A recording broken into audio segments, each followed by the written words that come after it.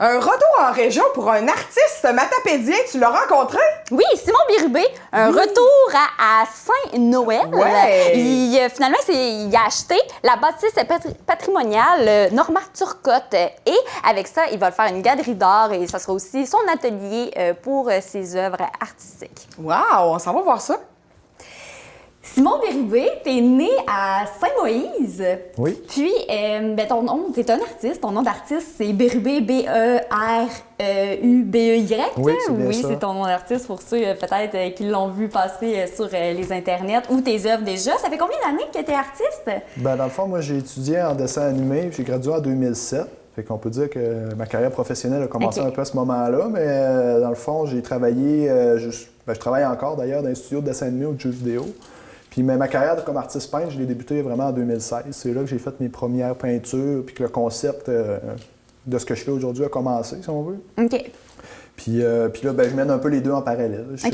Donc, tu n'as pas suivi une formation en artiste Ben, j'ai pas suivi. Dans le fond, dans mon cours en dessin animé, j'ai eu des cours liés aux beaux-arts, mais j'ai pas étudié en art plastique ou j'ai pas fait un bac en art en tant que tel. Je l'ai vraiment plus appris sur le tas par moi-même, parce que je suis quelqu'un de curieux, mais... Autodidacte. Ouais, c'est ça, puis c'est un talent. Je l'ai développé avec le temps, mais la formation académique que j'ai faite, c'était vraiment en dessin.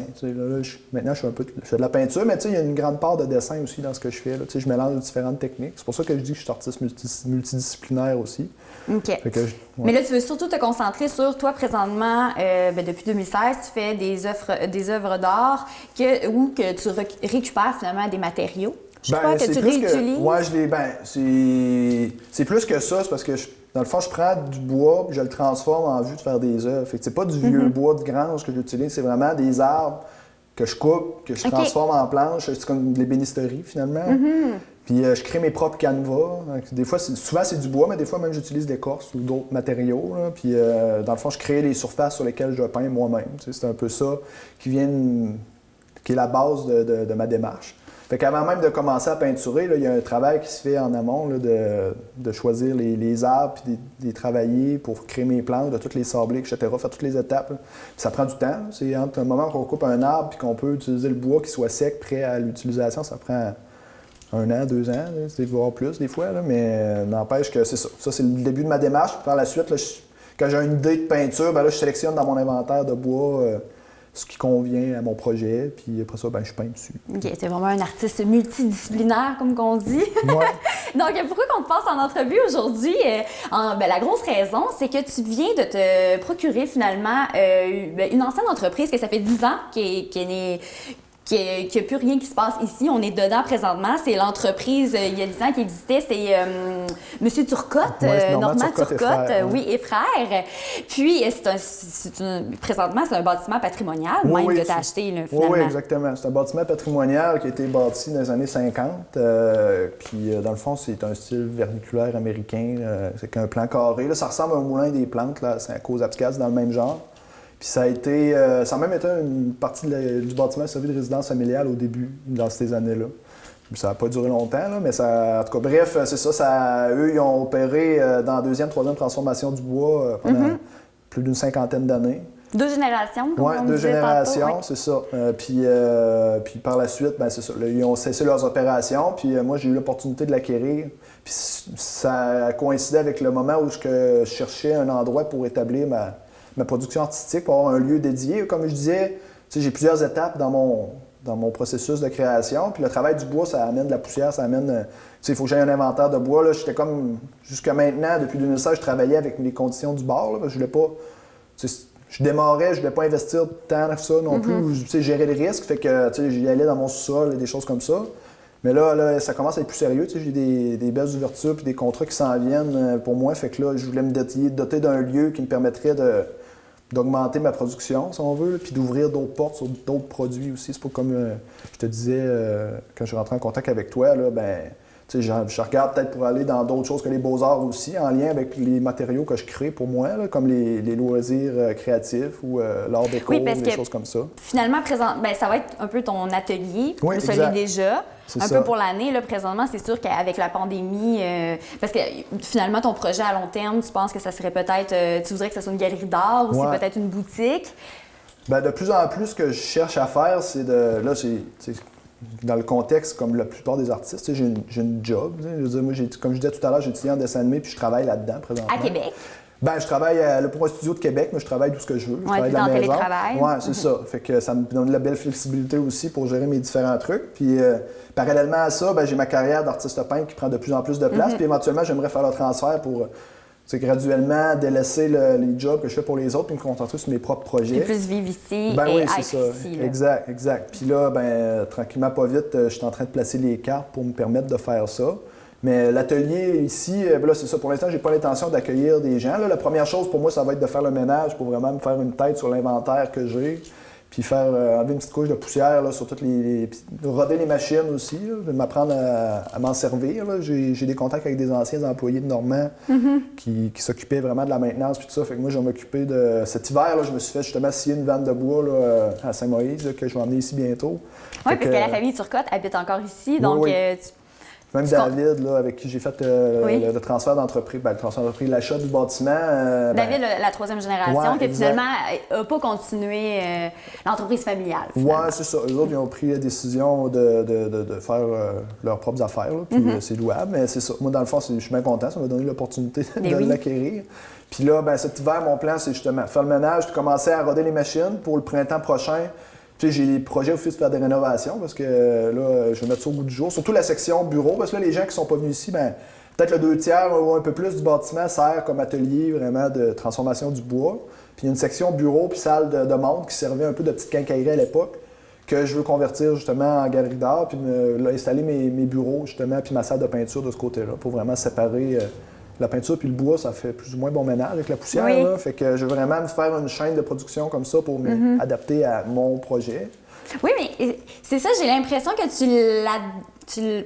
tu le changes un peu à ta façon, là. Tu l'adaptes à qu'est-ce que tu as le goût de faire finalement comme projet, tes œuvres d'art, mais j'ai l'impression aussi que tu vas peut-être un peu garder l'entreprise, quelques petites... comme on voit ici beaucoup, on va le voir avec les images, là, mais on voit un peu Normand Turcotte écrit un peu partout. Ben ouais, puis c'est un fit. Moi, je trouvais que quand j'ai eu l'opportunité, j'ai tout de suite vu que c'était un fit naturel. Tu sais, j'essaie de me projeter, mettons, visualiser mes opérations ici, puis ça le faisait. Là, la grosseur du bâtiment, la façon que c'est disposé, les équipements qui sont sur place, c'est tout comme exemple, il y a une moulurière, je peux très bien la convertir pour me faire mes propres cadres pour les peintures. Là, je veux dire, c'est les planeurs, toutes ces choses-là, c'était des choses que j'avais besoin. Puis le côté historique ou patrimonial, ben, pour moi, c'est juste une couche de plus. Là. Ben oui, vraiment. J'ai toujours eu de l'intérêt pour l'histoire, puis qu'il y ait un vécu ici, ça rend le projet encore plus... Ça donne une profondeur de plus. Puis, oui, c'est une belle suite au projet aussi qui est entamé il y a 10 ans. Exact. Puis le bâtiment, même s'il date des années 50, il est en parfait état. Là. C'est sûr qu'il y a besoin d'un petit peu d'amour pour le remettre au goût du jour. Là. C'est plus esthétique que d'autres choses, mais au niveau structurel, il n'y a rien. Là. Je dis qu'il était entamé il y a 10 ans, non. Qu'il est fermé il y a 10 ans, il est entamé dans les années 50. Oui, c'est ça. C'est ça. Fait que, la bâtisse a 70 ans, mais elle est en super bon état. Puis moi, dans le fond, ce que j'ai l'intention de faire, c'est de leur donner un coup de jeune, de refaire peut-être le revêtement extérieur, adapter justement l'espace bureau ou salle de montre pour mes besoins. Mais l'atelier de bois lui-même, à part donner un coup de shop back, puis je ne fais pas grand-chose ici. Peut-être amener des outils de plus ou des petites adaptations mineures, mais c'est vraiment déjà adapté à mes besoins. Fait que pour moi, c'est parfait. Là. Tes œuvres d'art sont quand même déjà très reconnues. Tu as même été au Parlement. Je pense que tes œuvres ont été... Oui, dans le fond, la dernière exposition à laquelle j'ai participé, c'était au Parlement de Québec. C'était une exposition qui était en lien avec... c'était dans une œuvre caritative plus vaste que ça. Là. Dans le fond, c'était une collaboration entre la Galerie d'art Urbania de Québec, pour laquelle j'expose, avec la Maison La Dauphine, qui est un organisme qui vient en aide aux jeunes de la rue. Dans le fond, on avait fait une œuvre collective, une fresque. Dans le fond, j'avais peint un gros tableau avec une autre artiste. Wow. Puis on était 7 équipes d'artistes comme ça qui avaient fait différentes œuvres. Puis ces œuvres-là étaient censées se promener un peu partout dans la ville de Québec. On avait fait... le Parlement de Québec, c'était le dernier endroit où mon œuvre a été exposée. Plus d'autres de mes œuvres aussi. Là. Puis on était dans l'agora du Parlement. On était les premiers artistes à exposer là, officiellement, ce qui est quand même un honneur en soi. Là. Vraiment. Puis le COVID est venu un peu chambouler tout ça. Là. Normalement, l'exposition aurait dû poursuivre au Diamant à Québec, là, le théâtre de Robert Lepage. Oui, mais là, Robert ça a Lepage. comme tout planté à cause de la situation qu'on connaît tous. Là, mais dans le c'est pas Vieux-Québec. grave. Ouais, c'est ça, c'est ça. Puis écoute, quelqu'un qui dit que plus tard, je le referai pas, là, mais c'est ça, ma carrière quand même commence à bien aller. Vraiment. Puis là, j'ai commencé à faire des ventes aussi, pas assez pour en vivre, mais tu sais, assez pour me donner un feu vert, mettons, pour dire que ça vaut la peine d'investir dans mon projet. Tu sais, que mon projet, il y a un potentiel artistique, puis peut-être même Vraiment. Et tu commercial. as décidé d'investir à Saint-Noël. Merci beaucoup. On est très contents et très chanceux d'avoir un artiste matapédien comme toi qui revient en région. Bien, ça a toujours été important pour moi. Là. Ça a des racines assez profondes dans la région. Là. J'ai eu d'autres projets entrepreneuriaux dans le passé, puis j'ai toujours choisi. Ben, tu sais, j'ai investi depuis que j'étais en âge d'investir de l'argent ici, là, tu sais, pour acheter ma maison. Puis là, j'ai racheté la ferme familiale il y a quelques années que je loue, mais, tu sais, que j'ai quand même le patrimoine qui est là. Tu sais, j'ai eu d'autres projets dans le passé en restauration ou en agriculture, en foresterie. J'ai toujours fait ça par ici. OK, tu as tout le temps resté ici très accroché, même si tu étais en ville. Les choix de vie que j'ai faits m'ont amené à avoir une carrière que les revenus proviennent de la ville. Là, présentement, c'est de moins en moins vrai. Tu allé étudier aussi en ville? Oui, c'est ça. Je suis allé étudier à Montréal. Je suis allé, après ça, là, étant donné au début de ma carrière, j'avais comme pas le choix de me faire de l'expérience. Je l'ai faite en ville. Les studios sont là, le dessin animé, les jeux vidéo, ils s'en font pas vraiment. Malgré que je dis ça, mais j'ai déjà travaillé à Matane pour un studio de jeux vidéo et d'animation aussi. Mais là, de plus en plus, avec l'Internet, c'est de moins en moins vrai. Là. Le télétravail devient plus la norme dans mon domaine, là, surtout dans le contexte actuel. Mais même avant, moi, dans le fond, je faisais du télétravail avant que ça soit obligatoire. Fait que, par choix, mais c'est ça. Le choix que j'ai fait, c'est de venir investir par ici. L'autre choix que j'aurais eu, ça aurait été de rester en ville puis de monter les échelons dans une compagnie puis peut-être devenir directeur artistique, des choses comme ça. Mais ça m'intéressait pas. Je tiens vraiment à revenir par ici, m'établir. Puis, tu sais, c'était... Je sais pas, là, ça s'explique pas, là. Oui, mais aussi, le réseau de contact se fait plus facilement vu que c'est plus petit, mais aussi, tu es né ici, donc c'est sûr que ça l'aide. Puis on a hâte de voir comment que tout ça va se développer. Puis on pense peut-être au printemps ou à l'été, dépendamment qu'est-ce qui va se passer avec la pandémie. Exact. On va pouvoir venir voir tes œuvres d'art ici. Oui, pour l'instant, je prends vraiment mon temps. Là. J'ai pas de presse, disons, à démarrer. Je vais prendre le temps vraiment de bien faire les choses, de m'installer comme il faut, comme je disais tout à l'heure. Puis en premier lieu, faire le ménage, faire des rénovations. Quand tout sera vraiment bien à mon goût, là, je démarrerai, puis pour accueillir les gens dans un contexte qui permettra les échanges tu sais, le plus chaleureux, on va dire ça comme ça. Là. Mais tu sais, faire un vernissage, tu sais, c'est pas... Le bâtiment, il n'est pas super gros, là, tu sais, je veux faire un événement puis qu'il y ait 5 personnes. Non, mais peut-être dehors, comme on disait tantôt avant l'entrevue, avec un barbecue. Ah, ben oui, c'est ça. Ouais. Mais on va voir, c'est ça. Présentement, tout est en suspens, de toute façon, avec la pandémie. Là. Exact. Mais merci beaucoup pour l'entrevue, puis on a hâte de voir la suite, puis en espérant qu'on va pouvoir venir voir tes œuvres d'art et manger un hot dog à l'extérieur le printemps prochain. Ah, ben peut-être quelque chose de plus fancy qu'un hot dog.